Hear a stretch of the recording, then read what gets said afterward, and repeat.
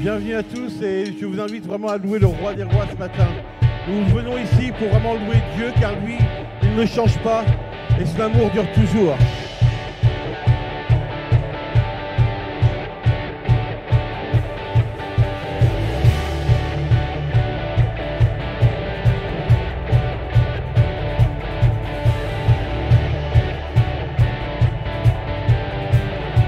Entrez dans sa présence.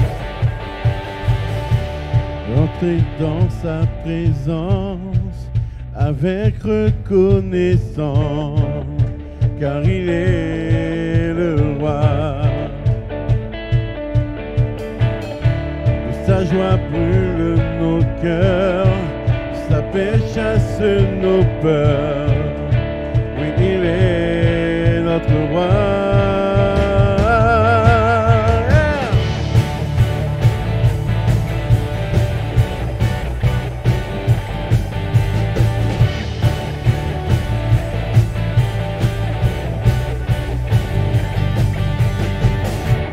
Entrons dans sa présence avec reconnaissance, car il est le roi.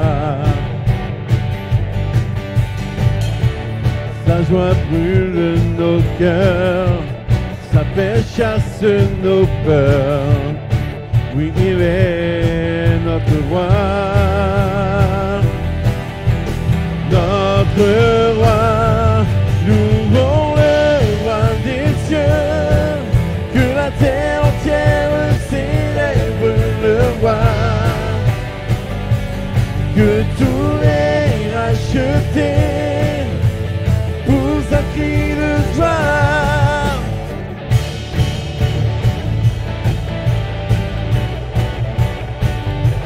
Entrons dans ses parvis, entrons dans ses parvis. À genoux devant lui, oui, il est le roi. Et par sa divine grâce, nous contemplons sa face. Oui, il est notre roi, notre roi. Louons le roi des cieux, que la terre entière célèbre le roi,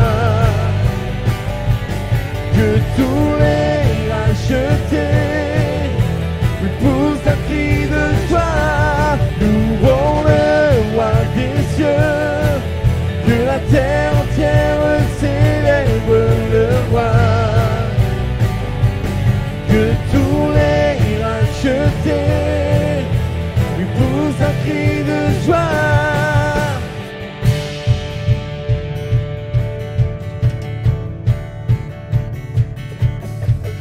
Yeah, yeah, yeah, yeah, yeah. Tu es le roi des cieux. Yeah, yeah, yeah, yeah, yeah. Tu es le seul vrai Dieu. Yeah, yeah, yeah, yeah, yeah. Tu es le roi des cieux. Yeah, yeah.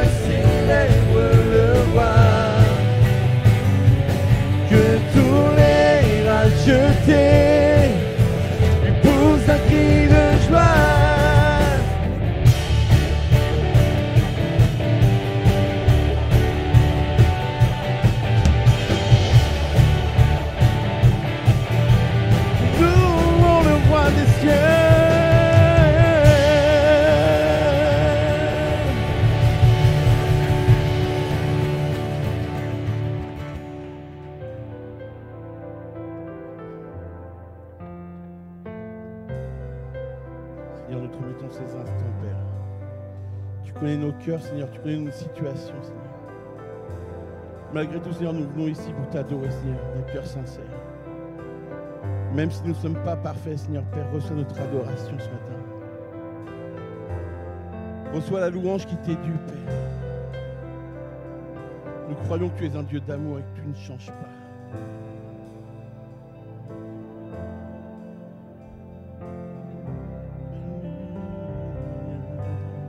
Assis dans le ciel. Assis dans le ciel, ton trône éternel, tu règnes à jamais. Vêtu de splendeur, entouré d'honneur et de majesté, les anges chantent à toi la gloire.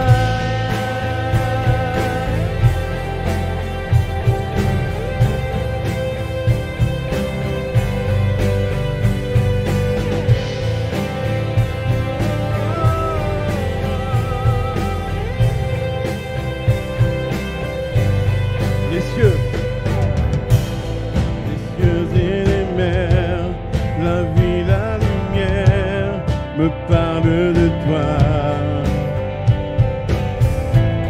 Tu les as créés, les as appelés au son de ta voix. La terre chante majestueux, souverain, Dieu tout-puissant. Tu es saint, la création loue ton nom, tout l'univers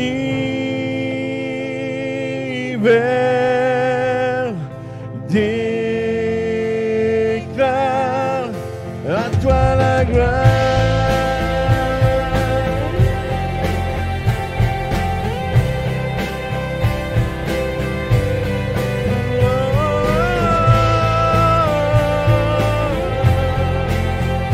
Ô roi serviteur,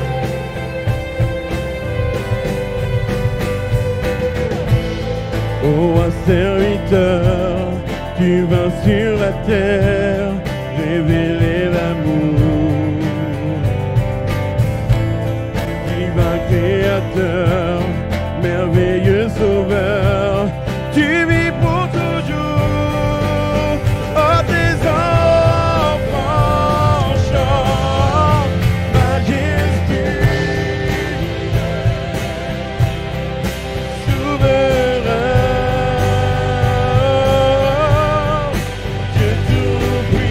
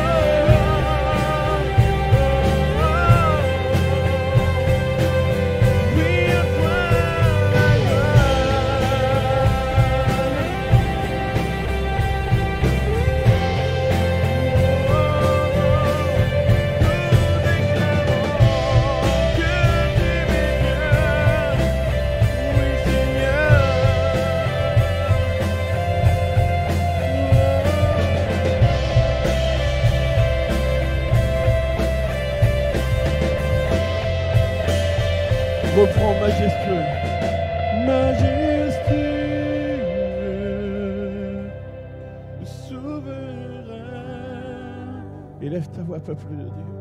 Dieu tout-puissant, tu es saint, la création, nous ton nom.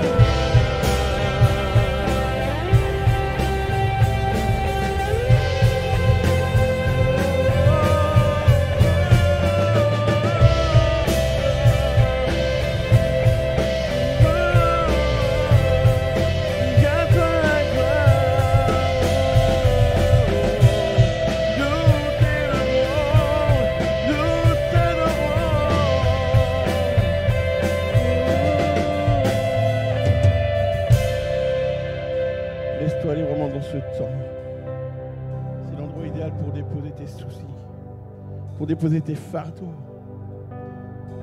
tes problèmes de santé, tes problèmes d'argent. Dépose tout au pied de sa croix ce matin.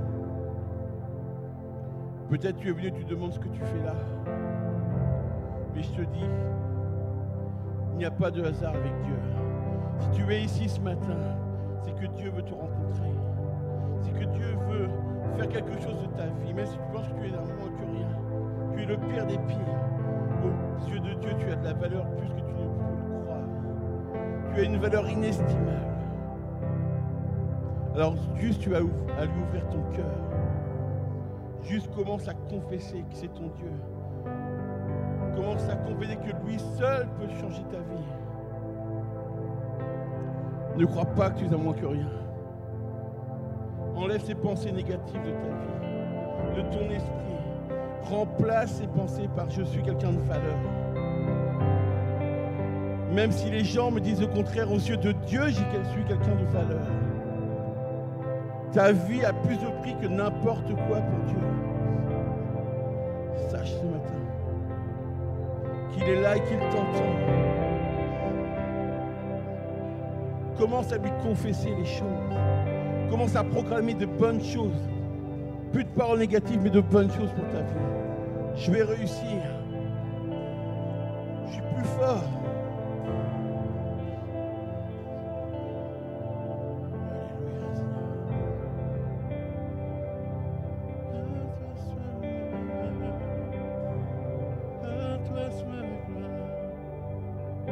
Commence à élever ta voix de là où tu es. Commence à adorer ton Dieu.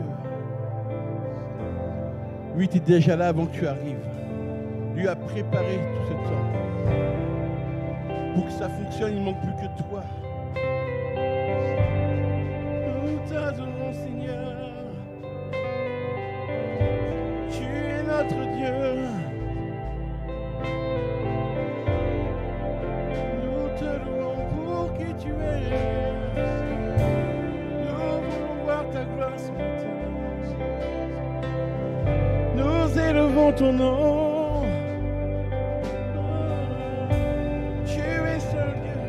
Tu es maître de nos vies. À toi soit l'honneur. À toi soit la gloire. Délaisse les choses qui ne sont pas en cœur avec Dieu. Dépose tout ce matin. Nous élevons ton nom, Jésus. Toi seul est digne de louange. Toi seul est digne d'adoration. Viens remplir ma vie. Viens remplir ma vie.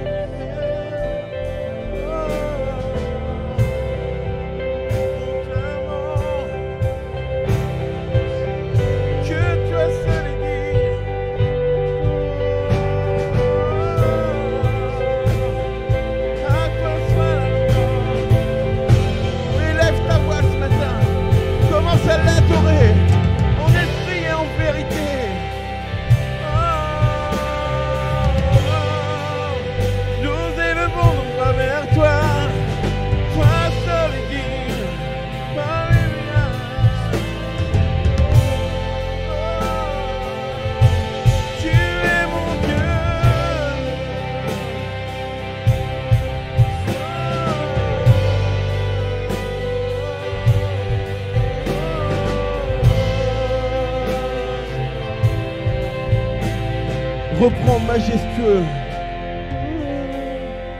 Majestueux, souverain,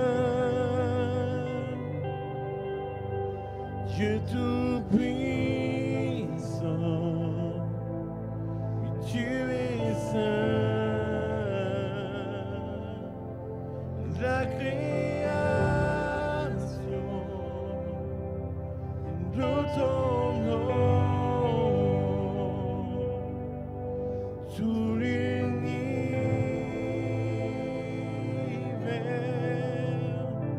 oui, déclare majestueux, souverain, tu es souverain, Dieu tout-puissant. Tu es saint,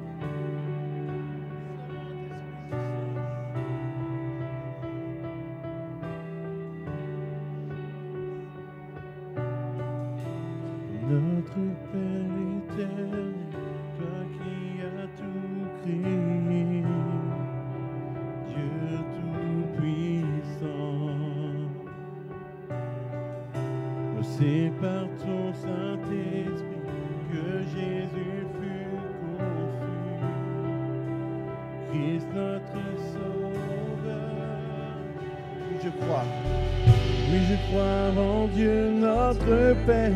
Oui, je crois en Christ son Fils. Oui, je crois en son Saint-Esprit, ô Trinité divine. Oui, je crois en la résurrection, que nous vivrons à jamais.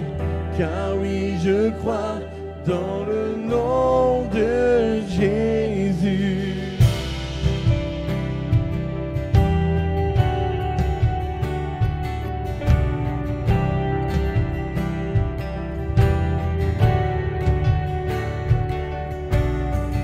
Notre juge et défense, tu souffris à la croix. Le pardon est en toi. Tendu jusqu'au terme, tu es ressuscité. Jamais élevé. Oui, je crois en Dieu notre Père.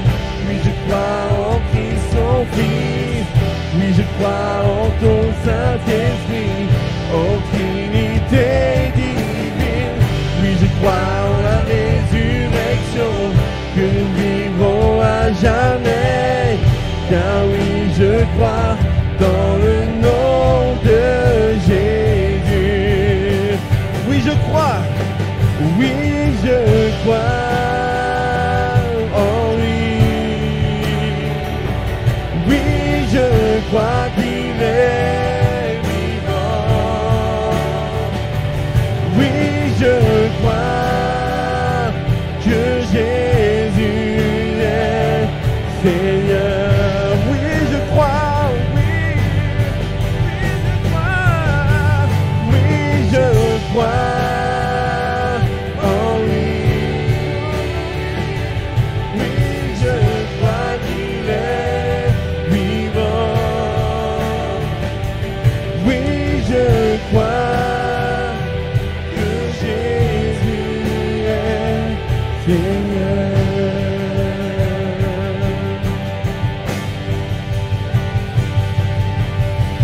Oui, je crois en Dieu notre Père.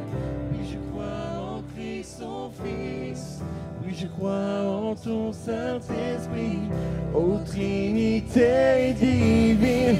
Oui, je crois en la résurrection, que nous vivrons à jamais. Car oui, je crois dans le nom de Jésus. Oui, je crois en Dieu notre Père.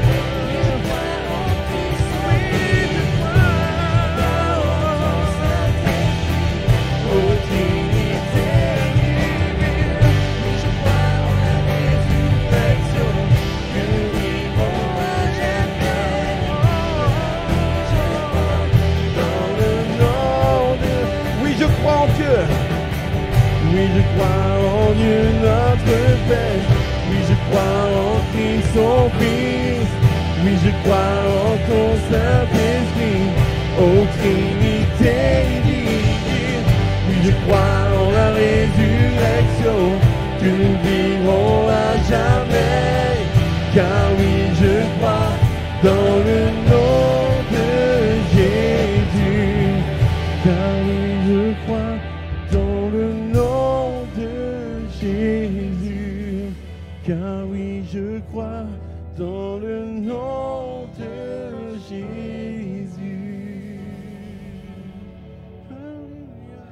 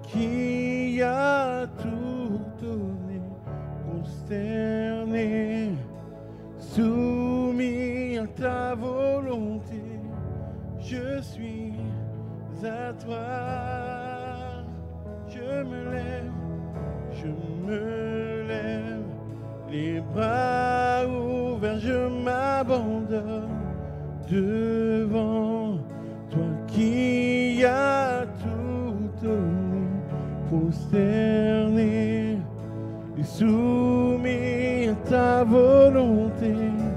Je suis à toi. Proclame, je me lève. Je me lève, les bras ouverts, je m'abandonne devant toi qui as tout donné, prosterné, soumis à ta volonté. Je suis à toi. Oui,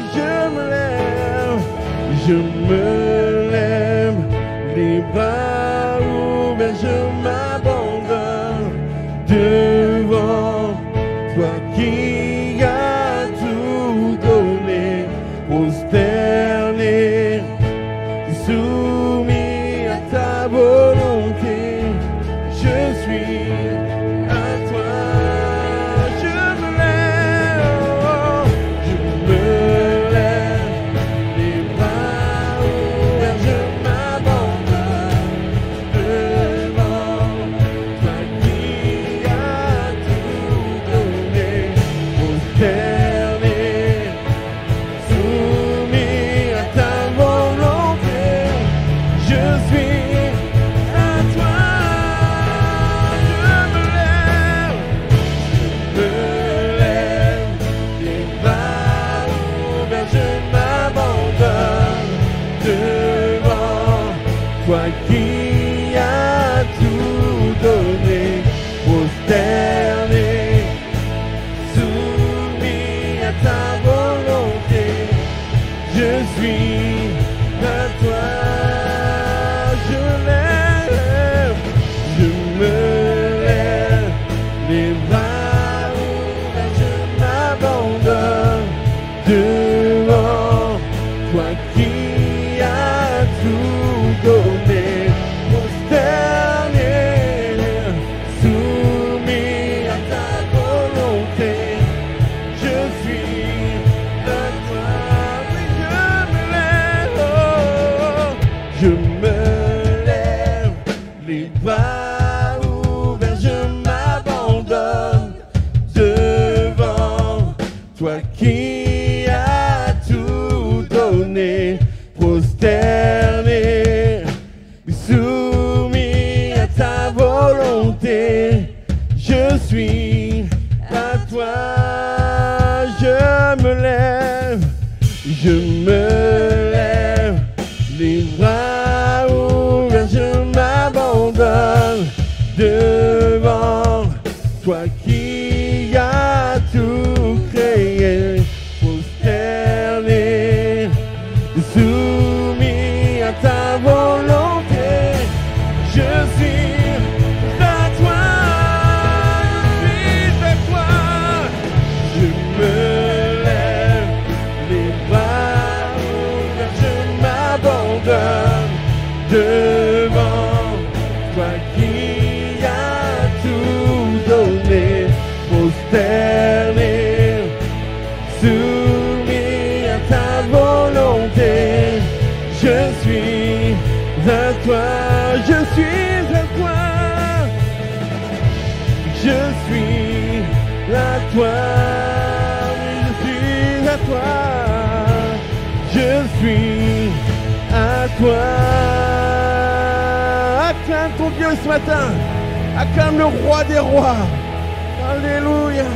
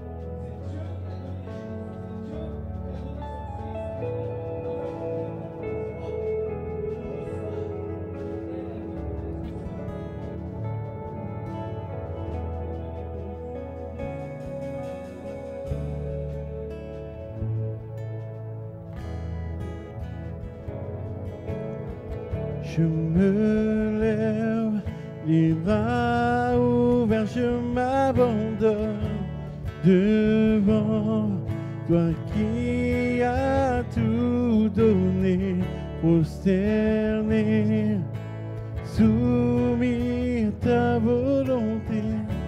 Je suis à toi. Je me lève, les bras ouverts, je m'abandonne devant toi qui as tout donné, prosterné, soumis à ta volonté. Je suis à toi.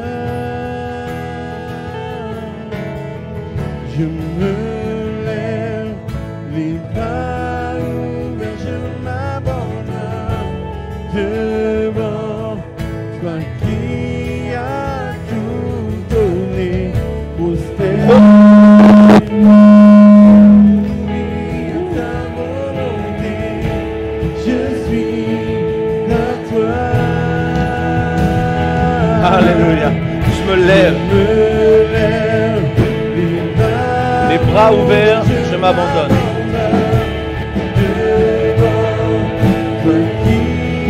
Yeah.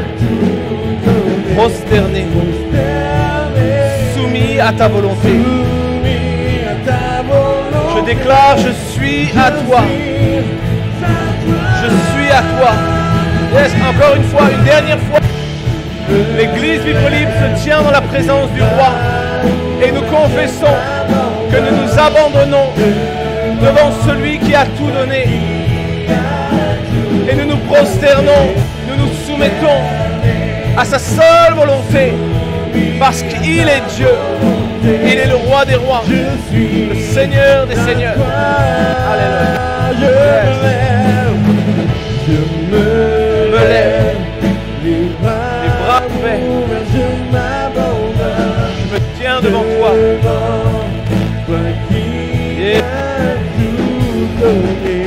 Prosterné et soumis à ta volonté.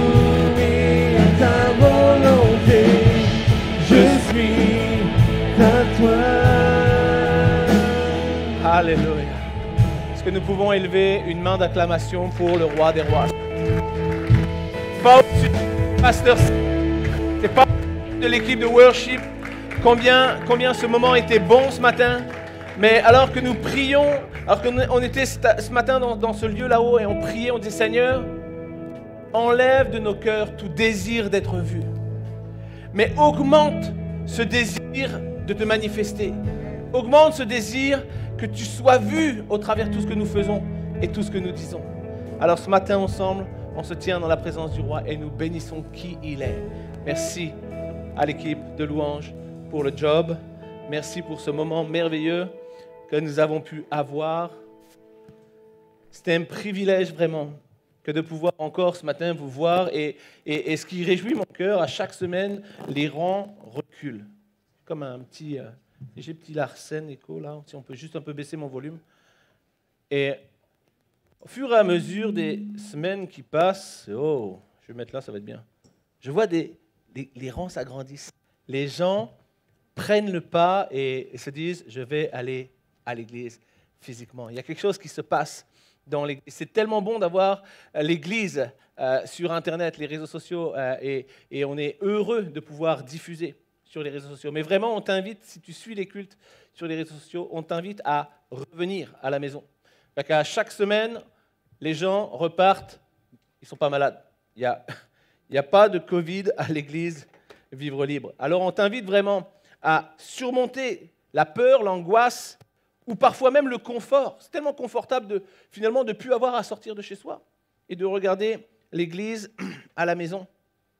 Mais il y a quelque chose qui se passe, on a besoin d'être ensemble, on a besoin de cette communion fraternelle, on a besoin de sentir cette présence de Dieu ensemble, tellement mieux que de le vivre à la maison tout seul.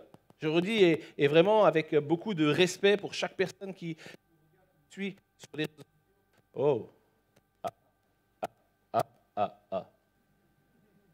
Qu'est-ce qu'il y a ça passé. Je vais changer mon micro, je vais reprendre le micro main.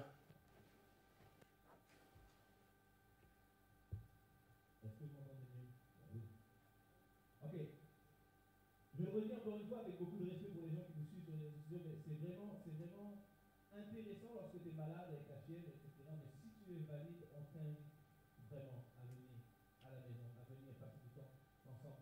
Qui a été béni ce matin dans le temps du monde? Okay. Ça, c'est vraiment, on passe des moments qui sont merveilleux dans la présence de Dieu, puis on veut vivre ça ensemble. Tellement mieux quand tu as 50, 100 personnes qui adorent Dieu ensemble. Toi, tu es tout seul dans ton salon.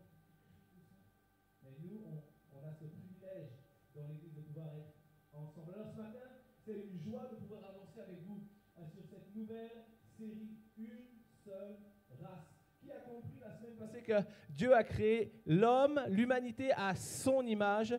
Qui a compris que Dieu n'a pas 50 images.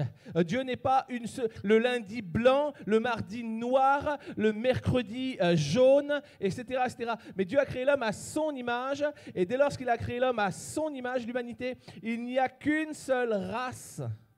Une seule race, c'est ce que nous avons vu la semaine dernière. Et on a partagé ensemble la semaine dernière sur ce message, et je ne vais pas m'attarder parce que j'ai tellement de choses encore à vous dire ce matin. Mais je voudrais qu'on puisse avancer dans cette série merveilleuse qui nous révèle toute la dimension d'amour de Dieu. Un amour en faveur de sa création unique, un amour sans distinction, un amour qui nous rappelle, comme on l'a vu la semaine dernière, que tel il est, Dieu, tel nous sommes dans ce monde. Il y a un intérêt pour Dieu de nous voir à son image, selon son modèle dans ce monde. Et si nous sommes à l'image de Dieu dans ce monde, nous marquons une différence. On regarde, au travers de cette série, on regarde et on prend conscience des horreurs que le racisme peut amener dans le monde, que l'horreur, que les préjugés que l'on peut avoir sur des différences de culture, des différences de couleur, des différences parfois d'opinion, des différences de religion, mais combien tous ces préjugés peuvent être moches et horribles. Et on regarde que malheureusement le racisme ne s'arrête pas à la couleur de la peau.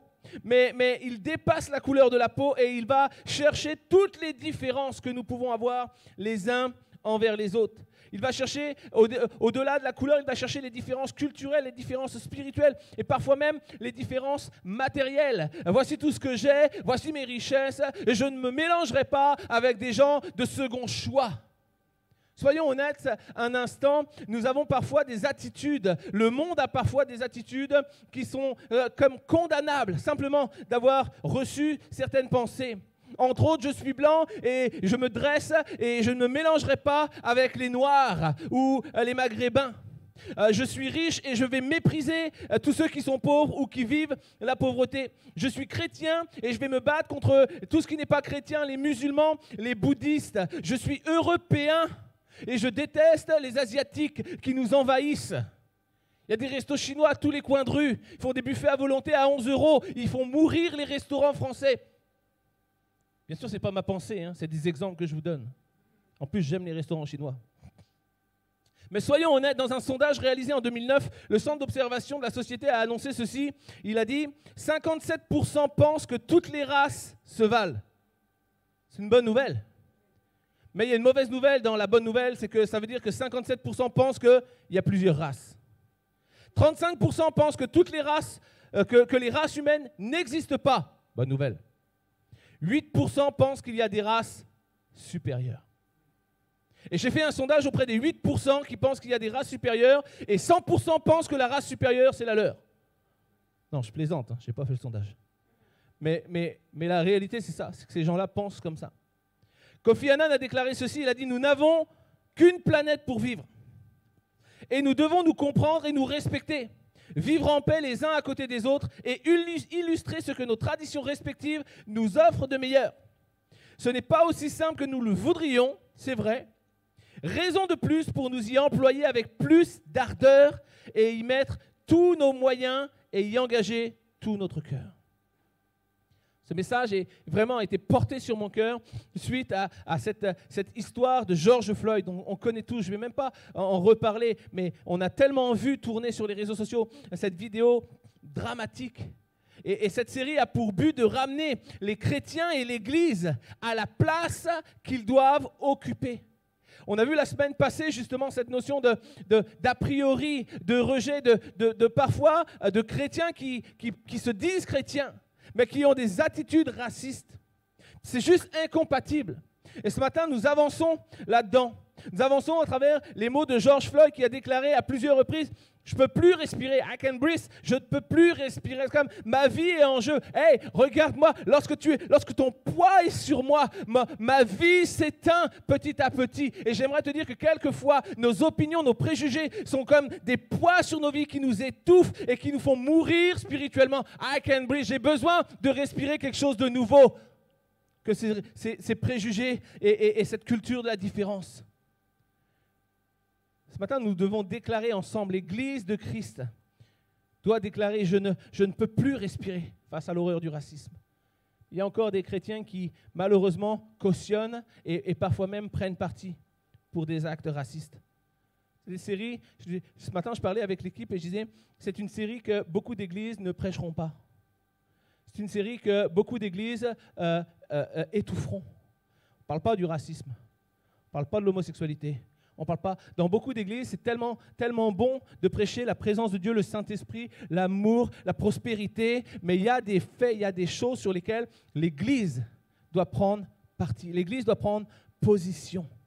Et nous sommes ce matin dans cette prise de position pour une Église qui va déclarer ensemble, je ne peux plus respirer face à l'horreur du racisme, je ne peux plus respirer face à ce qu'il apporte, je ne peux plus respirer face à la culture de la différence qui parfois même vient transpercer nos églises et nos assemblées. Il y a des gens qui ne peuvent plus respirer face à la violence du racisme et face à ce que cela produit, et c'est mon cas. Alors ce matin, si on pose la question, mais une Église peut-elle être raciste? J'aimerais te dire que beaucoup d'églises ne sont pas racistes. Tant que les gens pensent comme eux, prient comme eux, agissent comme eux, se tiennent comme eux, ne sortent pas du cadre. Il n'y a pas d'église raciste. Il n'y a pas d'église raciste tant que les gens font ce que ces églises ont l'habitude de faire. Mais en dehors de cela, si tu changes un peu ta vision, les gens peuvent quelquefois voir un ennemi ou un opposant et prendre parti contre lui. Quelqu'un un jour m'a posé la question, c'est pourquoi les églises ne sont pas unies? Pourquoi lorsqu'on a tous un même Dieu, lorsqu'on reconnaît tous Jésus-Christ, pourquoi les églises ne sont pas unies? C'est une belle question. Et souvent, les églises ne sont pas unies parce que nous n'acceptons pas que l'autre puisse être différent. Nous n'acceptons pas qu'il y ait une chose qui diffère de notre façon de vivre, de notre façon de nous tenir, de notre façon de parler.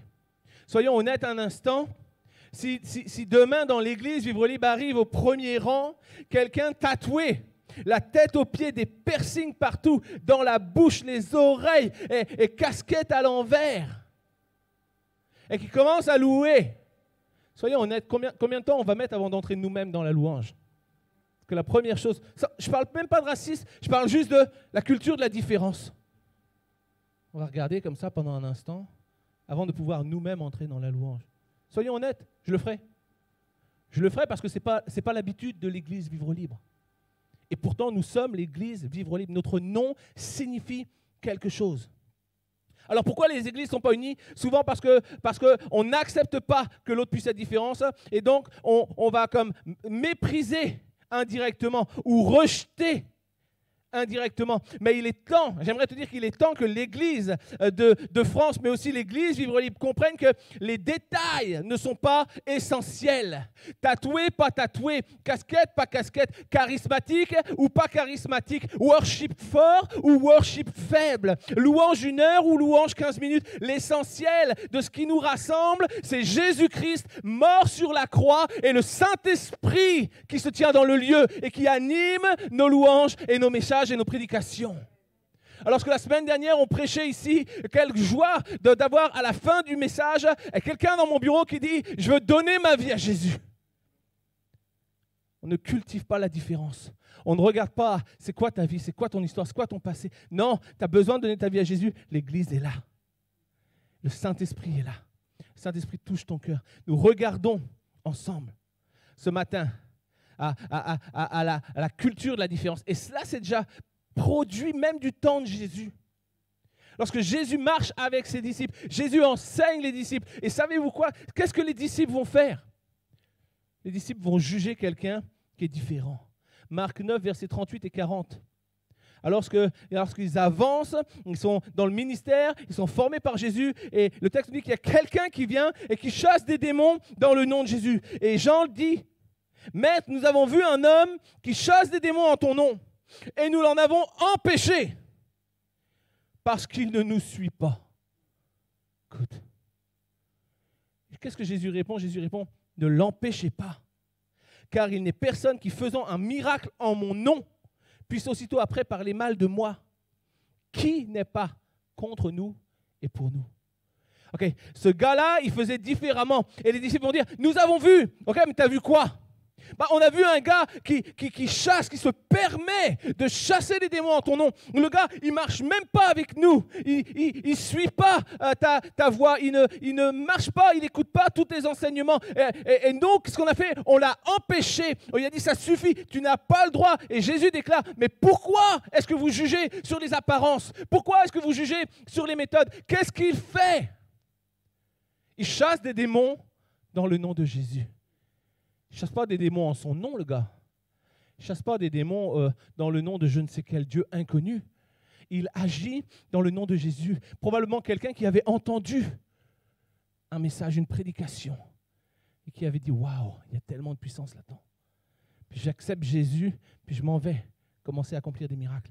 Mais la méthode et la façon de faire était différente. Et Jésus, au travers de cela, va comme commencer à reprendre les disciples en disant, mais abattez vos raisonnements élitistes, abattez vos raisonnements de préjugés sélectifs, mais regardez à ce qu'il fait. Regardez pas comment il le fait, regardez à ce qu'il fait.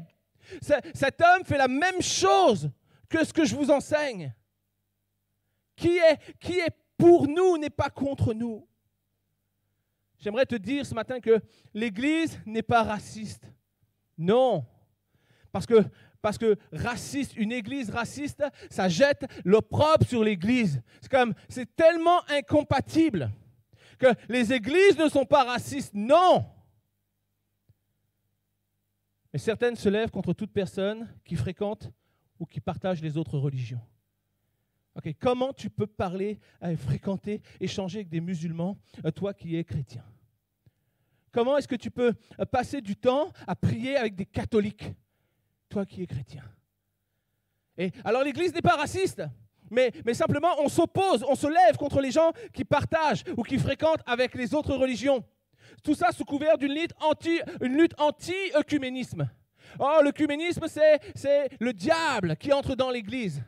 Mais laisse-moi te dire ceci, c'est pas parce qu'un chrétien évangélique prie avec des chrétiens catholiques, Jésus-Christ, mort et ressuscité, que le diable entre dans l'Église. Non.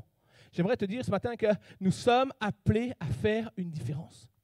Lorsque tu pries avec des catholiques, lorsque le catholique va prier Marie, peut-être que toi, tu ne vas pas prier Marie, et je te conseille de ne pas le faire, mais la réalité, c'est que ça peut amener des discussions. Pourquoi? Si vous saviez le nombre de pourquoi que j'entends à chaque jour. Et je peux, à chaque jour, défendre la parole de Dieu. Les églises ne sont pas racistes, mais elles préfèrent des gens blancs. Et si possible, avec les poches pleines. C'est vrai. On attend tous des gens avec les poches pleines. L'église n'est pas raciste, mais elle rejette les minorités qui vivent dans le péché. Péché trop gros pour réussir à amener ces gens dans l'église. Quelle image on va donner de l'église? L'église n'est pas raciste, mais elle stéréotype ses membres. Et elle n'accepte pas les écarts. Alors l'Église et les chrétiens sont-ils parfois racistes? Ça, c'est la question que je pose. Et j'aimerais te dire que non, l'Église n'est pas raciste, mais elle est souvent sélective. Elle sélectionne qui elle veut évangéliser. Elle sélectionne qui elle veut voir au milieu d'elle. Et ce matin, je te donne un scoop, peut-être tu n'es pas au courant, mais une Église sélective est une Église raciste. Tout simplement. Une église sélective, une église qui marque des différences est une église raciste.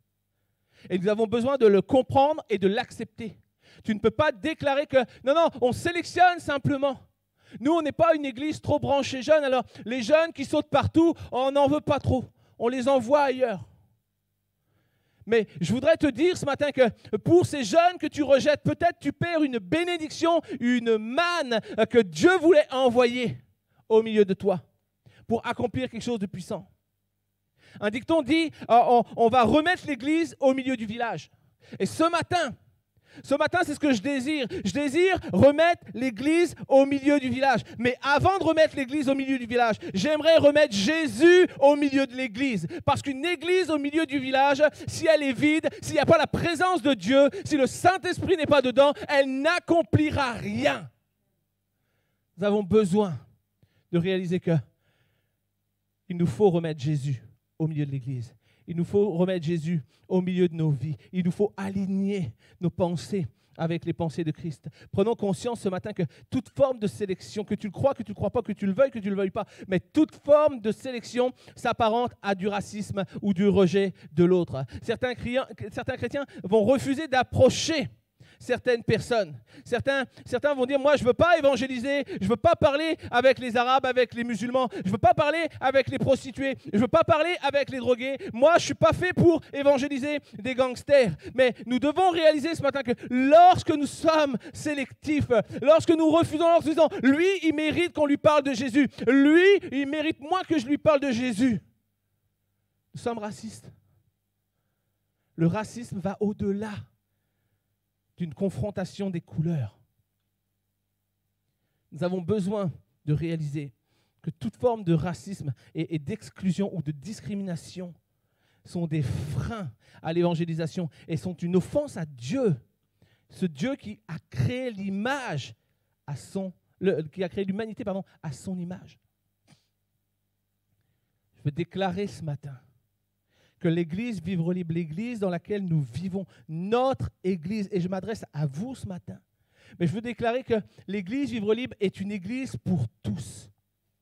L'Église Vivre Libre est une Église pour les Noirs, est une Église pour les Blancs, est une Église pour les Jaunes, elle est une Église pour les Européens, elle est une Église pour les Maghrébins, pour les Asiatiques, pour les Africains. Elle est une Église pour ceux qui pensent comme nous, mais elle est aussi une Église pour ceux qui pensent contre nous. Elle est une église pour ceux qui sont riches, elle est une église pour ceux qui sont pauvres, elle est une église pour ceux qui n'ont pas d'avenir, elle est une église pour ceux qui ont un avenir déjà tout tracé. Nous n'avons pas besoin d'être sélectifs dans nos choix ou dans nos accueils, car nous vivons l'église avec le Dieu qui se révèle en Jésus-Christ. Nous n'avons pas besoin d'être sélectifs, nous n'avons pas besoin de révéler qui est Dieu. Dieu se révèle lui-même. Nous n'avons simplement qu'à accueillir. Je veux déclarer ce matin, oui, l'Église Vivre Libre est pour les apprécier comme pour les oublier. Elle est pour les aimer et comme pour les rejeter. Elle est pour les évangéliques, pour les catholiques, pour les bouddhistes et pour les musulmans. Parce que ce n'est pas notre Église, mais c'est celle de Jésus-Christ. Ce n'est pas notre Église. Et certains diront, Seb, tu vas trop loin. L'Église n'est pas pour les musulmans ou les bouddhistes. L'Église est d'autant plus pour eux que pour toi qui as déjà reçu. Si l'Église n'accueille pas les gens qui sont différents, l'Église n'accomplit pas sa mission. Je reconnais que c'est tellement plus facile d'évangéliser les gens qu'on aime, les gens qu'on apprécie, plus que les ennemis qui nous veulent du mal. Mais j'aimerais te dire que nous sommes appelés à voir au-delà de nos différences. Nous sommes appelés à voir au-delà de nos divergences. Tout le monde connaît Nicky Cruz. Mais j'aimerais te dire que s'il n'y avait pas eu un David Wilkerson, il n'y aurait jamais eu un Nicky Cruz. Alors, pose-toi la question ce matin, qui n'existe pas parce que j'ai été sélectif?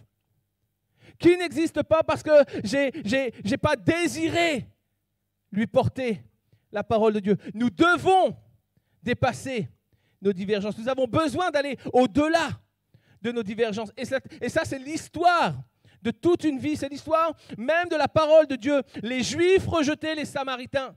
Les Samaritains méprisaient les Juifs en retour. Lorsque Jésus arrive sur la scène, Nouveau Testament, la différence que Christ manifeste dans son quotidien dérange les Juifs et ça leur fait peur et les chefs religieux ne cherchent qu'une chose, il faut abattre celui qui est différent. Nous ne voulons pas écouter ce qu'il a à dire, nous ne voulons pas suivre ce qu'il fait, nous voulons une seule chose, c'est abattre cet homme parce qu'il vient apporter une notion nouvelle et nous n'en voulons pas. Nous avons besoin de voir au-delà des divergences et de laisser le Saint-Esprit nous ouvrir les yeux. C'est plus facile de voir un opposant lorsque les divergences apparaissent, et c'est l'une des raisons pour lesquelles les religions ont été le terrain de nombreuses guerres. Parce que non seulement chacun pensait qu'il avait la vérité, mais par-dessus tout, chacun voulait imposer sa vérité. Ce matin, nous devons réaliser que toute pensée contraire ou différence ne font pas des gens des ennemis de la foi. Toute pensée contraire et différente ne font pas des gens les ennemis de la foi. Ce n'est pas parce que les gens ne pensent pas comme nous, ce n'est pas parce que les gens ne disent pas comme nous qu'ils sont tes ennemis. Oh non, mais c'est l'opportunité que nous avons de pouvoir annoncer la vérité. La vérité, c'est que Dieu n'a pas besoin de nous pour asservir et imposer une religion, mais pour partager et révéler une relation. La vérité, je te le redis, la vérité, ce n'est pas que Dieu n'a pas besoin de nous pour asservir et imposer une religion, mais il a besoin de nous pour partager et révéler une relation. Il y a deux choses importantes que nous devons comprendre et que souvent nous oublions, c'est que nul ne pourra jamais comprendre Dieu s'il n'a pas une relation. Et que nul ne peut rester dans la religion s'il recherche pleinement Dieu. En d'autres termes, quel que soit le type de gens qui entrent dans l'Église, que ce soit pour juger, que ce soit pour critiquer, parce qu'ils pensent qu'ils détiennent la vérité. J'aimerais te dire que si ces gens recherchent vraiment Dieu, ils le trouveront, ils le rencontreront, parce que Dieu est un Dieu qui se révèle. Dieu est un Dieu qui se révèle. Et même au cœur de l'erreur, celui qui marche et qui recherche pleinement Dieu finira toujours par le rencontrer.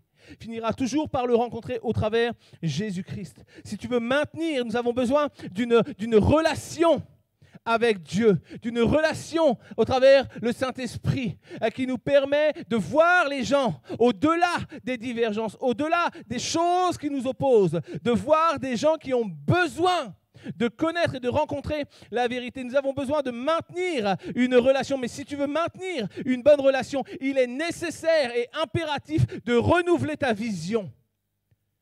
Nos divergences ont besoin d'être confrontées et non pas isolées. C'est pas parce que quelqu'un ne pense pas comme moi que je dois le rejeter. Fait que reste dans ton coin puis viens pas parler avec moi. Non, j'aimerais savoir pourquoi tu penses ça. Qu'est-ce qui fait que tu penses comme ça? Qu'est-ce qui fait? J'aimerais te dire, voici ce que je vis, voici ce que j'ai vécu. Et souvent, les gens me disent, mais ouais, mais toi, avec ton bon Dieu là, et puis on est privé de tout, etc. Et encore cette semaine, je dis à quelqu'un, j'ai dit, je ne suis privé de rien. La parole de Dieu déclare que tout m'est permis, j'ai le droit de tout. Mais tout ne m'est pas utile, alors pourquoi est-ce que je vais décider de prendre des choses qui vont me nuire, qui vont me détruire? Ce n'est pas le choix de Dieu que de me priver de quelque chose, c'est mon choix personnel. Et si même quelquefois je commets une erreur, la grâce de Dieu en Jésus-Christ m'appelle à lui et me donne le pardon. Nous avons besoin de maintenir une bonne relation et nous avons besoin pour cela de renouveler notre vision. J'aimerais te dire que lorsque Jésus a été enlevé, il a déclaré ceci, il a dit « Restez ici, il y a quelque chose qui s'en vient. » On a prêché les fois dernières sur le Saint-Esprit. Il y a quelque chose qui s'en vient qui va tellement être bon, le Saint-Esprit. Et alors que le Saint-Esprit est là, il y a quelque chose qui se passe chez les disciples. Et ces gars sont en feu, et ces gars commencent à impacter à tout Jérusalem. Et alors que ça commence à déranger sérieusement, il y a un homme qui se lève.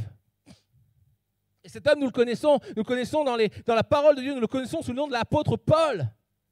Mais j'aimerais te dire que l'apôtre Paul n'a pas toujours été Paul. L'apôtre Paul était Saul avant d'être Paul. Et ça lui a pris une révélation pour devenir Paul. Une révélation qui va le transformer et qui va renouveler sa vision. Renouveler complètement sa vision. Acte 9, versets 1 à 6, le texte nous dit que Saul respirait la menace et le meurtre contre les disciples du Seigneur.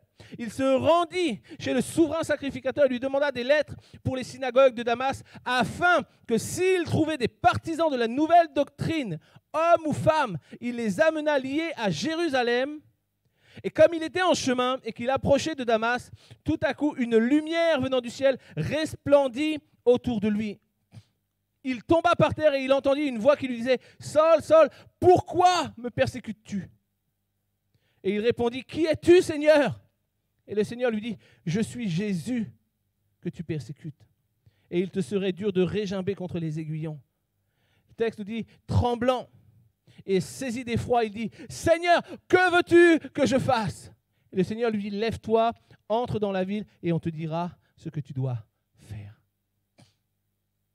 Un homme qui cultivait la différence, qui méprisait la différence, cet homme au milieu de la folie meurtrière qui l'animait, il aura fallu à cet homme de tomber à terre pour comprendre. Il a fallu qu'il perde la vue pour voir à nouveau. Et il y a cette notion vraiment dans laquelle je t'encourage de perdre cette vue humaine, de perdre cette vue terrestre pour entrer dans une vision céleste. Nous avons besoin que Christ renouvelle notre vision. Mais nous ne pourrons pas être renouvelés par Christ si nous ne le rencontrons pas. Ça prend une révélation. Saul a eu besoin d'une révélation. Et il y a 3 dimensions puissantes dans la révélation que Saul a reçue. 3 dimensions qui changent les vies, qui changent les actions. 3 dimensions qui nous conduisent dans la compréhension et la compassion. 3 dimensions qui ouvrent nos cœurs à l'inclusion. La première des dimensions, c'est la révélation de qui est Jésus. Le texte nous dit, alors que Saul tombe à terre, alors que cette lumière est là, et voici ce que Saul déclare, « Qui es-tu » Alors que mes yeux sont fermés, lorsque je suis à terre, lorsque je ne vois plus rien, j'ai besoin de savoir qui est celui qui me fait subir cela. Qui es-tu ? Et Saul avait besoin d'une révélation de qui est Jésus. Alors que ni son autorité, ni son statut, ni les lettres qu'il a reçues des autorités religieuses ne peuvent changer sa condition. À cet instant T, Saul prend conscience qu'il y a plus grand que lui, il y a plus haut que lui, il y a plus puissant que lui. Il y a quelque chose qui le domine. Lui qui est un dominateur, un persécuteur. Et à cet instant, une seule question se pose à lui. Une seule question prend du sens, c'est qui es-tu? Peut-être Saul à cet instant pensait qu'il allait mourir. Peut-être qu'il voulait juste savoir, mais qui est celui qui va me donner la mort? Lorsque je suis à terre, je ne peux plus rien faire, mes yeux sont ouverts, mais je ne vois rien. Qui es-tu? J'aimerais te dire ce matin que nous avons besoin de savoir qui est Jésus. Ça paraît tellement simple parfois de se dire, mais finalement, on sait qui est Jésus. Jésus, c'est le Fils de Dieu. Jésus, c'est celui qui a donné sa vie afin que je sois sauvé. Nous avons besoin d'avoir une révélation en profondeur de qui est Jésus. De quelles sont ses émotions, de quelles sont ses sensations, de quels sont ses désirs. Nous connaissons Jésus souvent de manière superficielle et nous ne voulons pas aller plus profond. Parce qu'en allant plus profond, ça nous coûte davantage. Mais à cet instant, Saul reçoit une révélation de qui est Jésus. La deuxième révélation, deuxième dimension, c'est qu'il a besoin d'une révélation des attentes de Christ pour lui. Et c'est la question qu'il va poser. Lorsque Jésus lui dit « Voici qui je suis ». Je suis ce Jésus contre qui tu marches. Je suis ce Jésus contre qui tu te dresses. Je suis ce Jésus que tu persécutes au travers de ta folie meurtrière. Et alors qu'il prend conscience que « Mais je me bats » depuis des mois contre un Dieu tout-puissant qui est réel. Et la question suivante, c'est « Que veux-tu que je fasse ?» Et peut-être Saul à cet instant dit « Comment est-ce que je peux me racheter? Comment est-ce que je pourrais être pardonné?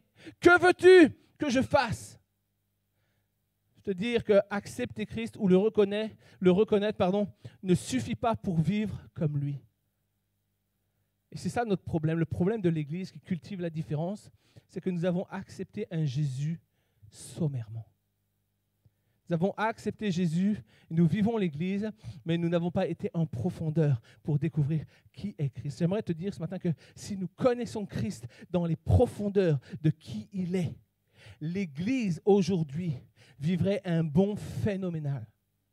Parce que notre passion, nos ambitions seraient de sauver des âmes en plus grand nombre.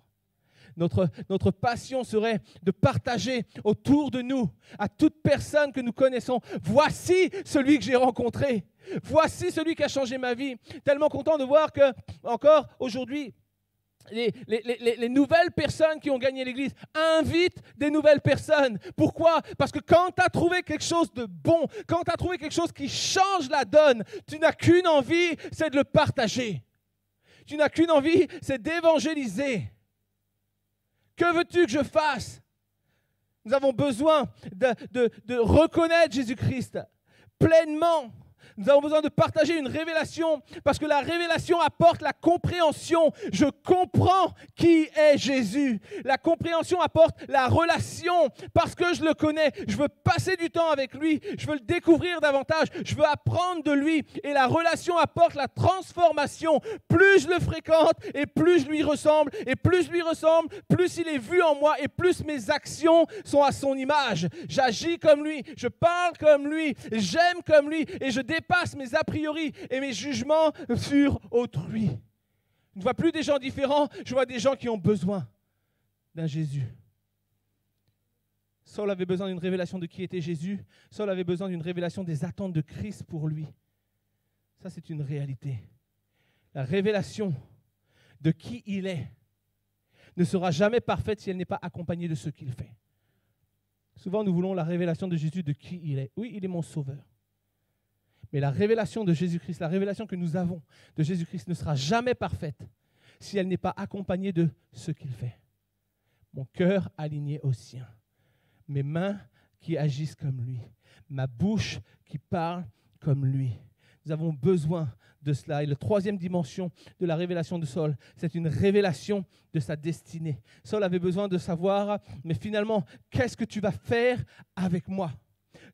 Dans quoi tu veux m'amener à long terme? Et lorsqu'il y a la révélation de qui est Christ et de ses attentes, Paul va recevoir la révélation de sa destinée avec lui.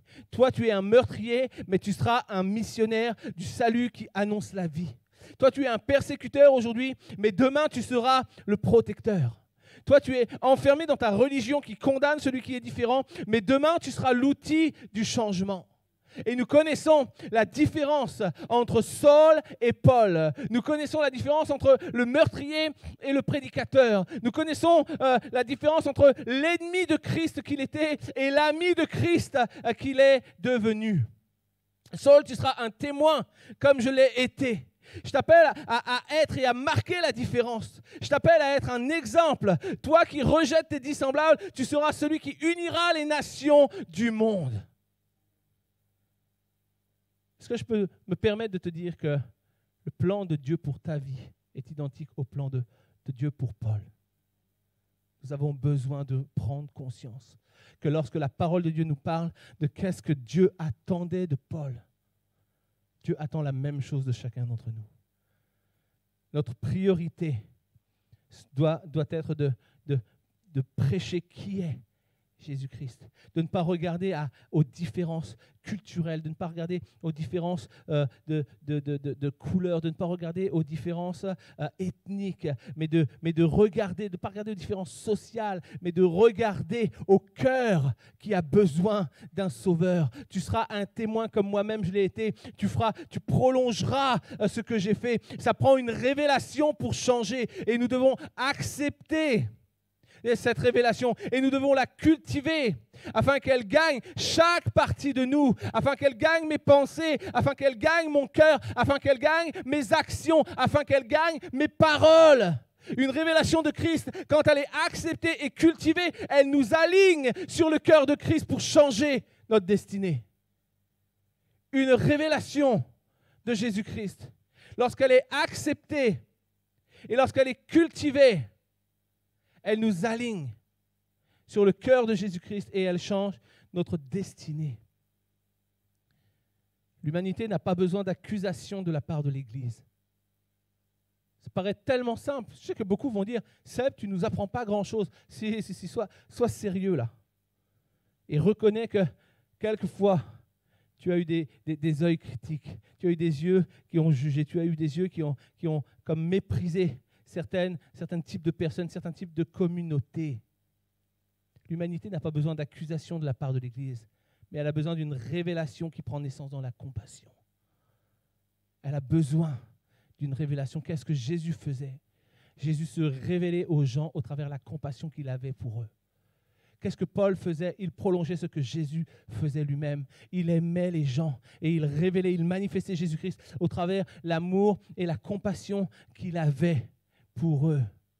Lorsque nous reprenons cette vidéo de George Floyd qui déclare à plusieurs reprises « Je ne veux plus respirer ». Je ne peux plus respirer. Je suis comme en train de mourir. Je ne peux plus respirer. Mais au-delà de « je ne peux plus respirer », il y a des gens qui crient et il y a des gens qui devraient crier « je ne veux plus respirer ». À l'image d'un Saul de Tarse dont la parole de Dieu nous dit et nous enseigne que lui, il respirait le meurtre. Lui, il respirait la haine. Lui, il respirait la colère à l'égard des disciples de Jésus-Christ. Et ce matin, j'invite l'Église, non pas à dire « je ne peux plus respirer », mais je ne veux plus respirer. Je ne veux plus respirer la différence. Je refuse de continuer à respirer des avis de jugement. Je refuse de respirer la comparaison entre les gens. Je refuse. C'est ce que Saul a fait. Et c'est comme ça qu'il est devenu Paul. Un Saul de Tarse dont la parole de Dieu nous dit qu'il respirait le meurtre, ce même Saul touché par la grâce et la miséricorde, qui reçoit une révélation, va vivre un changement radical. Et sa pensée à cet instant, c'est comment est-ce que j'ai pu haïr des gens? Comment est-ce que j'ai pu mettre à mort des gens simplement parce qu'ils ne pensaient pas comme moi, simplement parce que nous n'avions pas les mêmes convictions? Il y a un changement radical qui transforme Saul en Paul. Saul était le raciste meurtrier sans révélation. Paul est le prêcheur qui partage la vie sans distinction. Il n'y a plus ni juif ni grec. Non, oubliez les différences. Nous avons besoin de réaliser qu'il n'y a une seule race, une seule création, créée par un seul Dieu, à son image. Que tu sois noir, blanc, jaune, que tu sois chrétien, musulman, bouddhiste, que tu sois hétéro, homo, il y a un cœur qui bat à l'intérieur d'un corps de chair qui, de manière générale, possède 2 yeux, 2 narines, 2 oreilles. Nous sommes une création créée par un créateur unique, une création unique.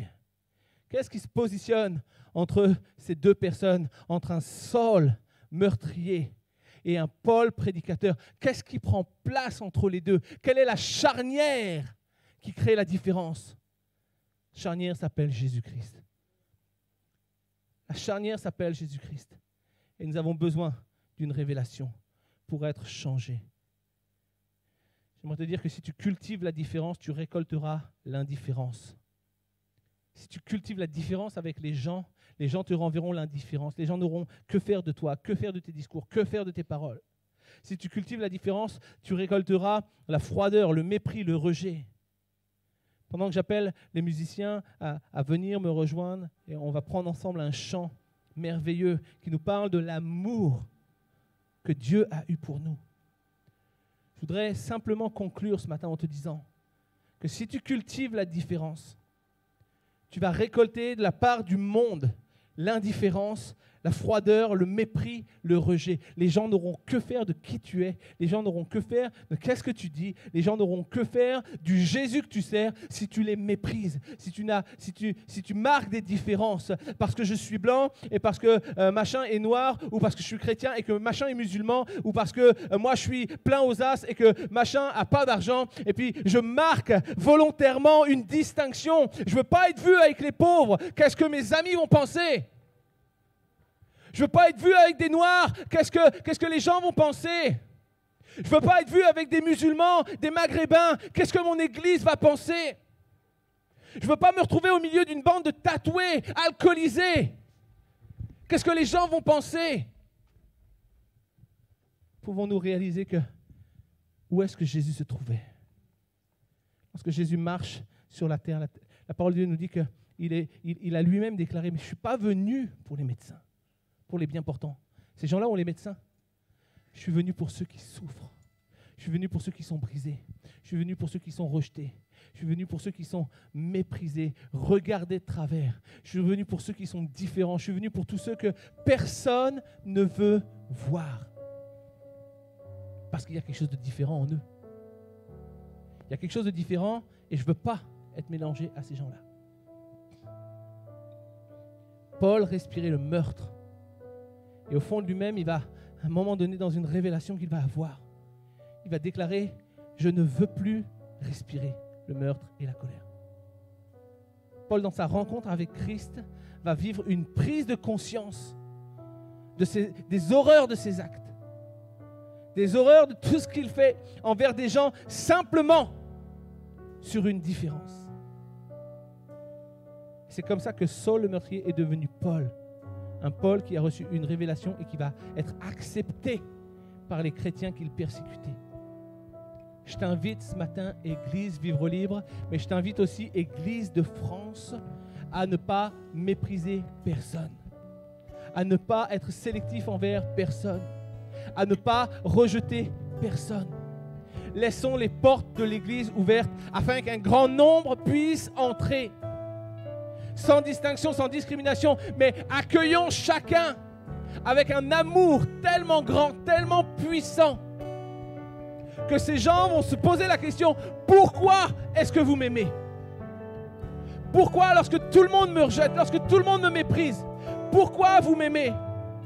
Alors que je suis musulman, alors que je suis bouddhiste, alors que je ne crois pas du tout en ton Jésus, pourquoi tu t'obstines à me parler de lui? Parce qu'il y a quelque chose qui brûle en moi. L'amour que Christ a eu pour moi, l'amour que Dieu a libéré au travers Jésus. Je n'ai pas d'autre choix que de le partager.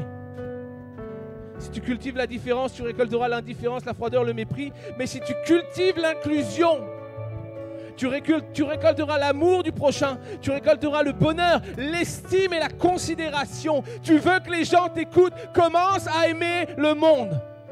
Commence à ne pas regarder les différences, mais commence à rejeter toute forme de différence de ta vie. Le monde a besoin d'être aimé et tu ne pourras pas toucher le monde si tu ne l'aimes pas. Tu ne pourras pas toucher le monde si tu ne l'aimes pas. Nous avons besoin de réaliser que le monde a besoin d'être aimé. Jésus est venu, Jésus avait une seule mission, aimer le monde jusqu'à ce qu'il découvre le Père. Quelquefois, nous sommes tellement bien dans nos églises, tellement bien entre nous. On ne voit pas d'intérêt, on est bien le dimanche matin, on a un bon culte, on a la bonne musique, on a une bonne équipe de louanges. On a des prédications qui sont sympas, le pasteur est dynamique. Mais j'aimerais te dire qu'une église qui n'est pas en croissance est une église qui a un problème. C'est vrai. La parole de Dieu nous dit que alors que les disciples commençaient à étendre l'évangile de Christ, chaque jour, il y avait des gens qui venaient. Chaque jour, l'église s'augmentait. Chaque jour, il y avait des vies qui étaient transformées. Qu'est-ce qui se passe en 2020 avec les églises qui stagnent? Je ne veux plus d'église qui stagne. Je veux une église qui grandit. Je veux une église en croissance. Je veux une église qui ne cultive pas la différence. Le monde a besoin d'être aimé. Le monde a besoin d'être touché. Est-ce que le monde peut compter sur toi? Lorsque nous allons prendre ce chant qui nous parle de l'amour de Christ, l'amour de Dieu manifesté en Jésus-Christ, amour extravagant, un amour tellement puissant, un amour qui nous révèle que Dieu t'a aimé avant même que tu sois créé. Dieu t'a aimé. Et si nous sommes à l'image d'un Dieu créateur, d'un Dieu qui aime, nous ne pouvons pas faire autrement que d'aimer. Tout le monde s'accorde sur le fait que Christ est venu pour sauver l'humanité et tout le monde s'accorde pour dire que tous ne sont pas sauvés. Nous devons donc, parce que nous avons été saisis par cette grâce, et c'est ce que nous verrons la semaine prochaine, parce que nous avons été saisis par cette grâce, sans distinction ni discrimination, nous avons besoin de transmettre cette grâce à toutes les générations. Au-delà des types de peau, au-delà des types de religion, au-delà des types de culture, nous devons abattre les barrières qui nous séparent du monde afin de toucher le monde. Ce matin, ensemble, chantons ce chant. Amour extravagant. Nous avons besoin, Seigneur, de revenir à une révélation concrète de ton amour pour nous, la grandeur, la dimension de ton amour. Cet amour qui n'a pas de limite, cet amour que même ce chant, aussi merveilleux soit-il, ce chant ne peut contenir la grandeur de ton amour pour nous. Parce que nos mots ne sont pas capables de décrire ton amour pour nous. Alors ce matin ensemble, lorsque nous prenons ce chant, nous nous mettons dans une position où nous disons, Seigneur, renouvelle ma révélation. Seigneur, viens renouveler ma révélation. Agrandis ma relation avec toi. J'ai besoin de te connaître plus. J'ai besoin de connaître la dimension de ton amour afin de porter cet amour au monde. Chantons ensemble ce matin. Avant mes premiers mots, tu me connaissais déjà. Oui, tu es si bon envers moi. Avant mon premier souffle, tu mis ta vie en moi. Oui, tu es si tendre envers moi. Oh, l'amour renversant, extravagant, infini de Dieu. Sans faiblir, il me cherche, me poursuit, il me ramène à lui. Je suis indigne et sans mérite, mais pour moi tu t'es livré. Oh, l'amour renversant, extravagant, infini de Dieu. Oh, oh, oh.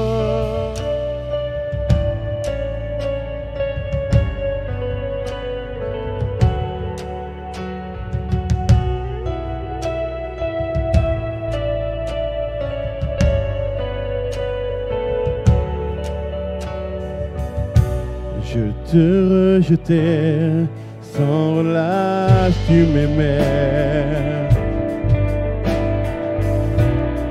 Oui, tu es si bon envers moi. Je me sentais vain, tu m'as offert la croix. Oui, tu es si tendre envers moi. Oh, l'amour renversant, extravagant, infini de Dieu.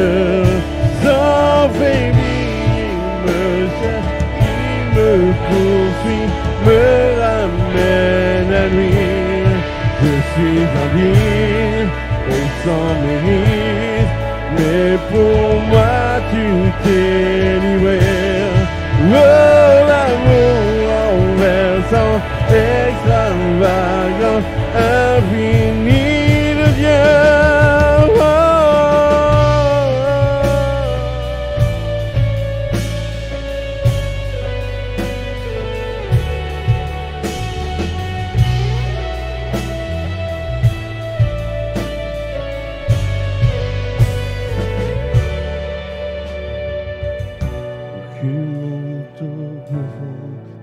trop élevé pour que tu me cherches. Qu'un mur ne peut résister, ni montagne tenir, sans fin tu me cherches. Aucune ombre n'est trop sombre, ni montre trop élevée pour que tu me cherches. Aucun mur ne peut résister, ni mensonge tenir, sans fin tu me cherches. Aucune ombre n'est trop sombre, ni montre trop élevée pour que tu me cherches. Aucun mur ne peut résister, ni mensonge tenir, sans fin tu me cherches. Aucune ombre n'est trop sombre, de mon trop élevé pour que tu me cherches. Aucun mur ne peut résister, ni mensonge tenir, sans toi tu me cherches.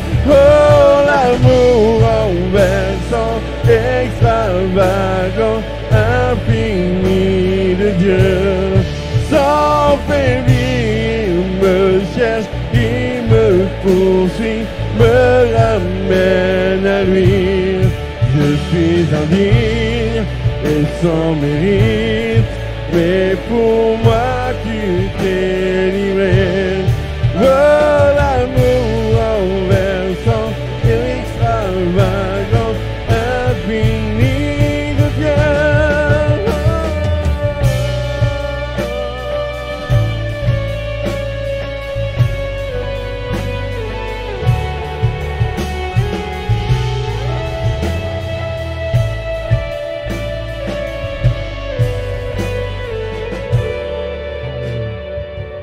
Lorsque nous écoutons ce chant, Seigneur, nous nous tenons dans ta présence. Lorsque nous chantons la grandeur, la puissance, la magnificence de ton amour pour nous.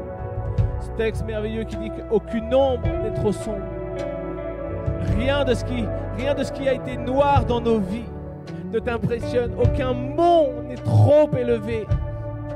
Aucune montagne de péché, aucune montagne de différence ne peut se tenir entre toi et moi. Aucun mensonge ne peut tenir. Aucun mensonge de l'ennemi ne peut se tenir entre toi et moi. Seigneur, lorsque nous prenons conscience ce matin et lorsque nous chantons ce chant merveilleux, la puissance, la magnificence de ton amour, nous voulons prendre conscience, Père. Je prie ce matin en ton nom que tu sois la source de révélation de la dimension de ton amour pour chacun d'entre nous. Seigneur, cet amour que tu nous as donné et que nous prenions conscience que si tu nous as aimés, Seigneur, tu nous as aussi donné la mission, le rôle, la destinée d'aimer. Et nous prions, Seigneur, que ce matin, en ton nom, aucun mot ne soit trop élevé pour nous permettre de ne pas aimer notre prochain. Nous prions qu'aucun mensonge ne puisse tenir afin que nous puissions aimer notre prochain. Nous prions, Seigneur, qu'il n'y ait aucune ombre, aucune noirceur dans nos vies, noirceur du péché qui nous empêche de toucher les générations sans mépris, sans rejet, sans distinction, sans discrimination. L'Église Vivre Libre veut aimer et annoncer que tu es mort pour chacun, quelle que soit sa vie, quelle que soit sa couleur, quelle que soit sa religion, quelle que soit son orientation, quel que soit son statut social. Tu aimes chacun. Ton amour est le même, ton amour est inconditionnel. Et Seigneur, lorsque souvent nous trompons dans ta parole, Seigneur, lorsque ta parole déclare que non seulement nous ferons ce que tu as fait, mais nous ferons des choses plus grandes encore. Et souvent nous voulons le surnaturel, nous réclamons les miracles, nous réclamons les choses fantastiques. Mais Seigneur, tu nous appelles aussi à aimer plus que toi tu as aimé. Lorsque ta parole déclare, vous ferez des choses comme les miennes. Oui, vous aimerez l'humanité, vous aimerez les gens, mais vous ferez des choses plus grandes. Vous les aimerez tellement plus qu'un grand nombre vont venir à moi. Et vous les aimerez tellement plus et vous ferez des choses plus grandes parce que vous aurez plus de temps. Vous aurez une vie entière pour annoncer qui je suis. Vous aurez une vie entière pour aimer les nations et les générations. Alors ce matin, Église Vivre Libre, une dernière fois, nous chantons ensemble. Aucune ombre n'est trop sombre. Nous refusons que le péché nous empêche. Nous refusons que les mensonges de l'ennemi nous empêchent. Nous refusons que les montagnes de différence et de discrimination nous empêchent de propager l'amour de Christ pour sa création. Ensemble, ce matin, nous chantons. Aucune ombre n'est trop sombre.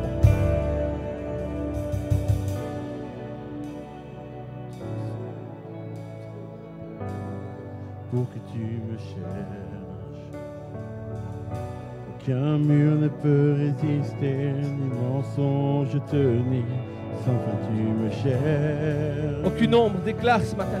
Aucune Je refuse. ombre n'est trop sombre, de mon trop élevé. Je refuse que le pour péché tu me m'empêche cherches. d'aimer. Aucun mur ne peut résister, Aucun mur ne peut ni résister.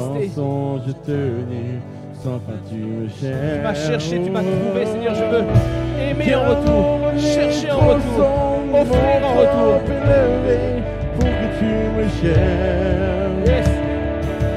Aucun mur ne peut résister.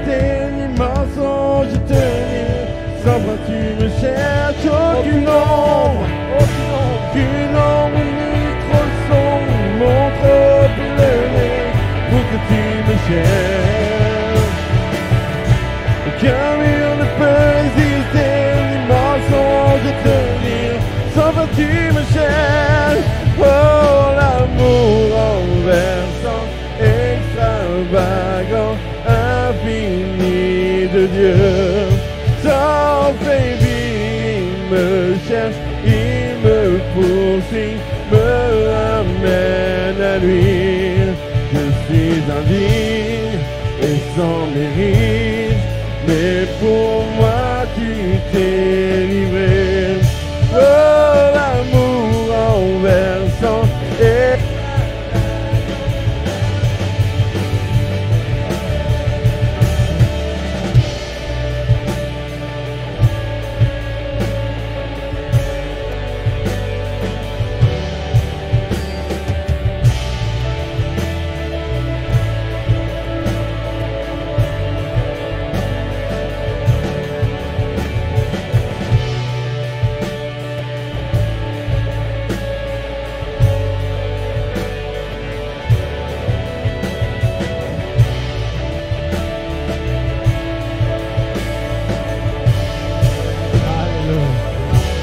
acclamer le roi des rois ce matin encore.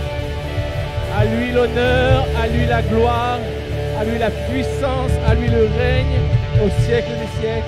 Amen. Alléluia. Avant de vous laisser partir, je vous invite à prendre place et on va encore une fois vous laisser quitter la salle dans l'ordre et la bienséance. Alors on va inviter des rangs de ma gauche à ma droite à quitter les uns après les autres si vous voulez déjà ouvrir les portes. Et on vous invite, si vous voulez bénir l'église, à porter vos dîmes, vos offrandes. Au passage, on a toujours laissé les bannettes d'offrandes. Vous pouvez déposer vos offrandes en sortant. Et on vous demande encore de ne pas vous attrouper sur les parkings. C'est important. On le dit chaque semaine, mais on a quand même des petits groupes. Mais si on a un contrôle aujourd'hui et que les gens voient des rassemblements sur le parking, on va nous demander de fermer. Donc soyez s'il vous plaît vraiment responsables et ne traînez pas sur le parking. Je sais que vous avez envie de vous voir. Faites 200 mètres, il y a le parking du supermarché à 200 mètres sur la gauche. Retrouvez-vous là-bas, mais ne faites pas de rassemblement ici. On doit être un modèle. On doit montrer que nous sommes soumis. Alors soyez gentils, quittez rapidement les lieux. Après, on a hâte, vraiment hâte de pouvoir se retrouver comme à chaque fois avec un temps de rafraîchissement. Ça va venir. On vous invite à prier pour le virus également. En Normandie, il y a eu des clusters, il y a eu beaucoup de petits foyers. Mais nous vous invitons à prier pour notre département, notre région, mais aussi pour notre pays. Nous vous invitons à prier pour le monde entier afin que cette pandémie puisse prendre fin, que les têtes pensantes puissent trouver un remède, un vaccin, ou que le Saint-Esprit arrête cette pandémie. Nous vous invitons vraiment à prier pour l'Église aussi, afin que nous puissions rester lorsqu'on va préparer un redémarrage complet. On a hâte vraiment de cela, mais que l'Église puisse rester en croissance. À chaque semaine, des têtes nouvelles se joignent à nous. Alors on veut vous saluer, vous bénir. Si vous nous visitez pour la première fois, ce matin, on a Amaury avec nous. On est tellement content de t'avoir. Et la semaine dernière, on avait un gars qui a fait 300 km, puis lui, il a battu, il vient du sud. Alors, on est tellement content de te revoir, Amaury. Ça nous fait vraiment plaisir. Alors, on vous invite vraiment à quitter rapidement. Soyez bénis, on vous aime de tout notre cœur. Et puis, on vous dit rendez-vous dimanche prochain, 10h30, pour un nouveau culte béni dans la présence de Dieu.